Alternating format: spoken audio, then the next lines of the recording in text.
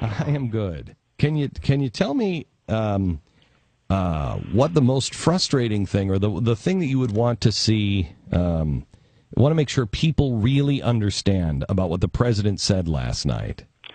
Well, what he didn't say and what he should have said is that on the anniversary of 9/11, we should remember who attacked us, Al-Qaeda, and we certainly shouldn't go into a civil war and be allies with Al-Qaeda. Anything we do to destabilize Assad over there is going to reward Al-Qaeda. There's a danger, I think, also that Assad could lose control of the chemical weapons and that Al-Qaeda could take them. So really, I think most Americans are getting that, but the president doesn't quite get it. So what is this really all about? I mean, is he this arrogant, out of touch, and delusional? I think people confuse sort of tragedy with that there is an answer always to tragedy, that we have to be the ones and we will be the ones that will rescue the world from terrible tragedy. It is an awful thing, the gassing and to watch those horrific videos of people dying from gas. But it's also an awful thing to see Islamic rebels cutting the heart and liver out of a soldier and eating them on television, or beheading or killing priests, or raising Christian villages over there.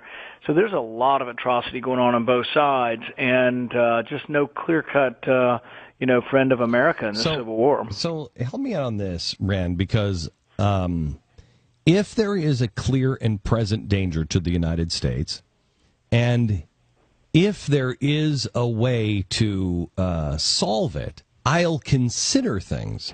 For instance, and I've been trying to say, because people are like, well, you would have gone in for Germany. That was the president's argument. You would have helped the people in Germany. Yes, but Germany was a Western civilization that had gone off the rails, and the rebels, if you will, the underground, were not eating the other soldiers, and they were not against the United States. And so there was a way to put that country, not even put it together, but have that country put itself back together when you rid it of the evil that was running it. Well, we have so many false analogies floating around. Another one is that if we don't do something about chemical weapons, that North Korea will think that they can use chemical weapons with impunity. And my response to that is, if North Korea were to unleash any amount of chemical weapons on our soldiers that are stationed over there, they wouldn't last 24 hours. There would not be one vote against us intervening in North Korea, and there would not be one person in America who doesn't say no country will ever gas Americans. So this isn't a toleration of anybody gassing anybody.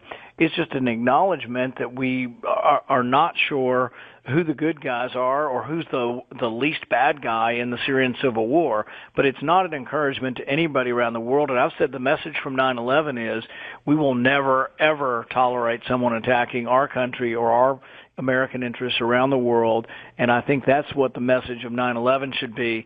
But the president's credibility may be on the line over the Syrian civil war, but America's credibility and what America will do when attacked, I think, should be very certain to the rest of the world. Last night on TV, I had three military men: General Boykin, Pete Scobell, who was in San Diego with the Navy SEALs. And Lieutenant Colonel Cowan, all highly decorated, seasoned veterans. And I asked them, what about these military guys who are with their uniform on, holding up a sign saying, I will not fight for Al-Qaeda? What I thought should happen to them is they should be punished, because you can't do that with but they should have the courage of their conviction to take their lumps, and serve the penalty for that, but to stand. General Boykin said that it is time for a 4-star general to walk in and put his stars down on the table and say, I can't be a part of this anymore. But he doesn't think anybody will. What would you say to the military men? Many of them have come up to me in the last week and said, I can't do it. I cannot fight for Al-Qaeda. I don't believe in any of this stuff. We're hearing it directly from soldiers. We're hearing it from their parents, their relatives, that they just can't see. They're willing to sacrifice life and limb for their country. They've fought for 10 years for us. These are the cream of American